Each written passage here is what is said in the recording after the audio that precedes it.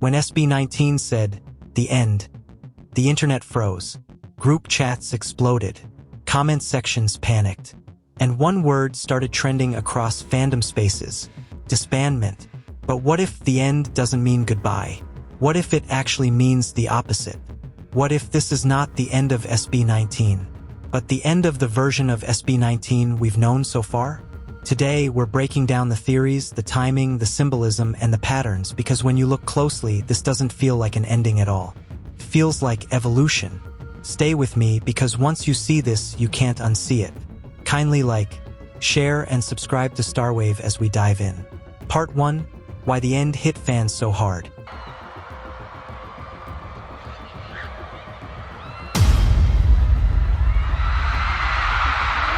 Let's be honest. Atin has been through a lot. From years of grinding with little recognition, the pressure of carrying P-pop on a global stage, the very public transition into independence. Fans have learned one thing the hard way: nothing is guaranteed. So when SB19 uses a phrase as final as "the end," it naturally triggers fear. In pop culture, the end usually means disbandment, hiatus, a quiet fade-out, and fandom history has trained fans to expect the worst. But SB19 has never followed the usual playbook. And that's the first clue. Part 2: SB19 doesn't do things accidentally.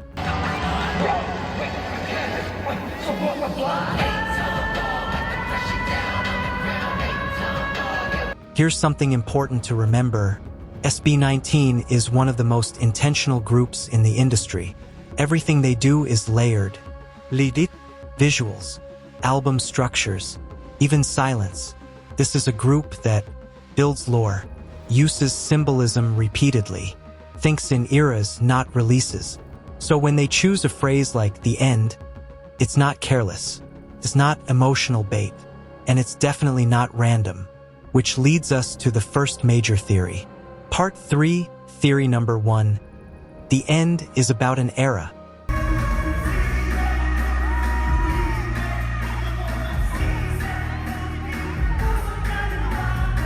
Not the group. In storytelling, the end doesn't always mean the story stops. It often means this chapter is complete. SB19 has clearly gone through distinct eras. Independence era. Each one had a purpose. Each one came with sacrifices. Each one changed them. The end feels like the closing of the survival chapter. The chapter where they had to prove they deserved space. They had to fight for recognition. They had to carry expectations constantly. Ending that chapter doesn't erase their journey. It honors it. Part 4. The language they use matters.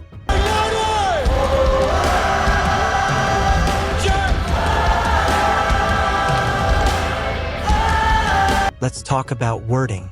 If this were disbandment, the signs would be very different. You'd hear, "Thank you for the memories. Forever grateful. This is goodbye." Instead, the language surrounding the end feels transitional, reflective but not mournful, serious but not defeated. That tone matters. Groups preparing to disband usually soften the blow. SB19 didn't soften anything. They made it bold, which suggests confidence, not closure. Part 5, theory number 2. The end as rebirth. In many cultures, including Filipino storytelling, the end is rarely final.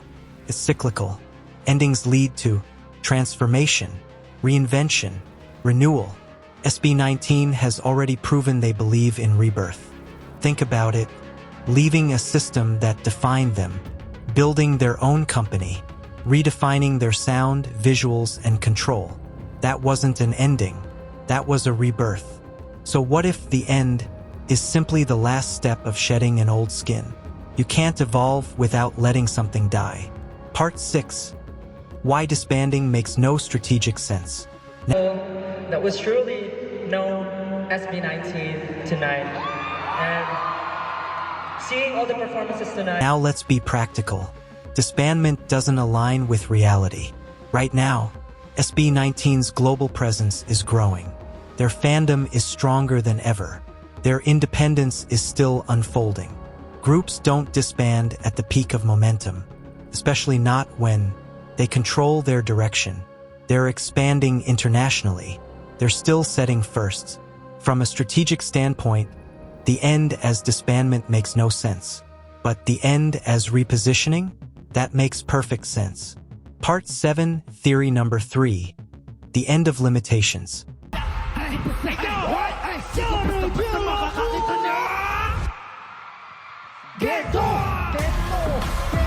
Here's a powerful angle fans are starting to notice.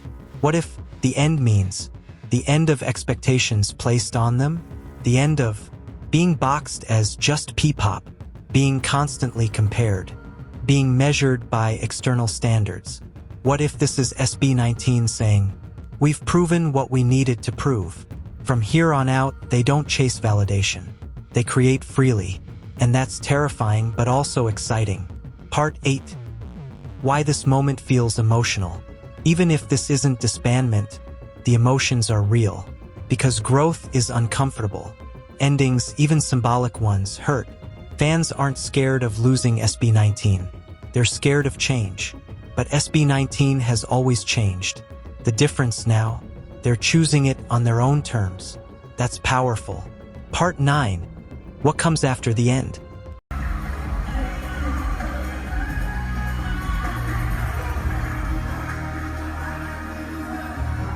Here's the question everyone's asking.